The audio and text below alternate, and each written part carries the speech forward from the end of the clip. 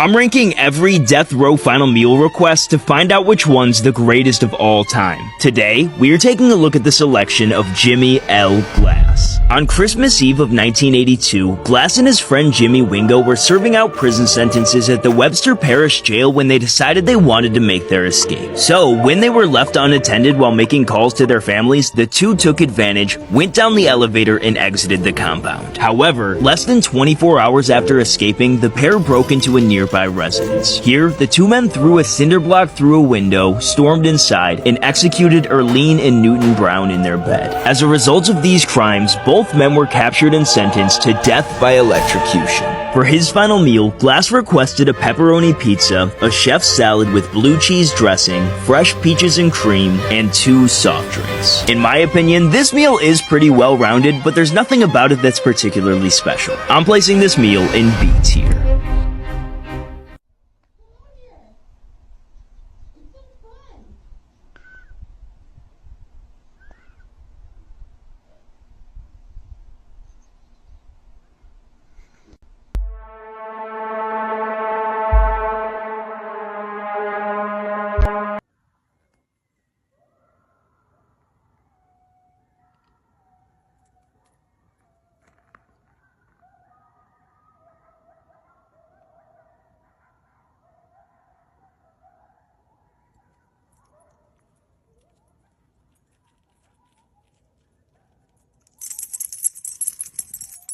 Yeah, we're going inside.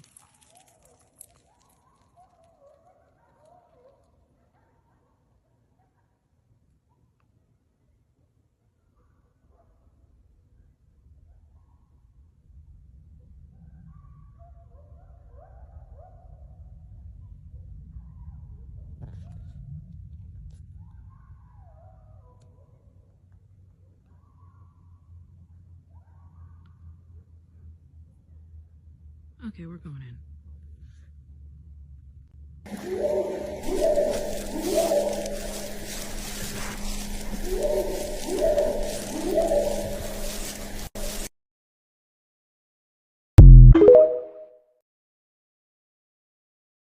have to understand that when you go into the Appalachian Mountains, you are entering into another realm.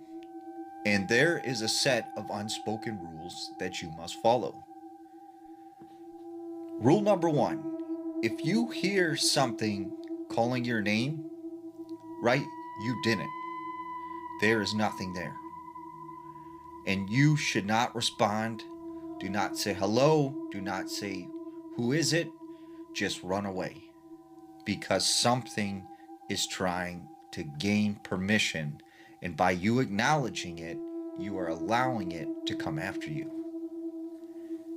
If you hear screams in the mountains, right? You didn't. And do not go towards the direction of the screams to try and help. Because once again, something is trying to lure you. If you see people, you don't. If you hear crying, you're not hearing it. Do not respond to this at all because you are giving permission to whatever is in those woods to come after you.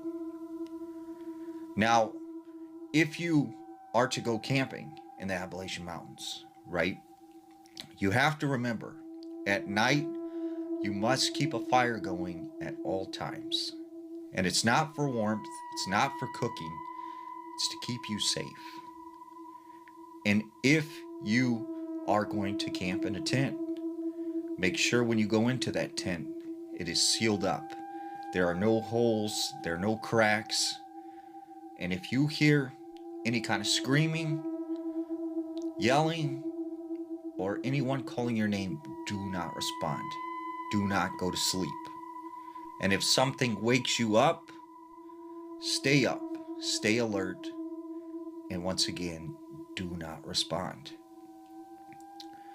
Now, it's very important when you are walking through the Appalachian Mountains, if you come across a deer carcass, do not touch it, do not stare at it, walk away, ignore it, because this is something, once again, trying to lure you into the woods. Now, if it comes to the point that something is chasing you and it gets you and there is no escape, fight. Fight as hard as you can, whether it's a person, an animal. If it's something else, though, and you know what I'm talking about, well, you just let it get you, right? Because at that point, there's nothing you can do. And there's an old saying, you go into the Appalachian Mountains with 2 bullets, right? You fire the first one at something that isn't a person, that isn't an animal, and if it doesn't run away, you know what to do with the second one.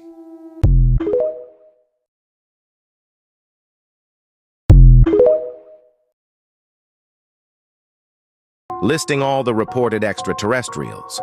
Part 9. The Blue Avians.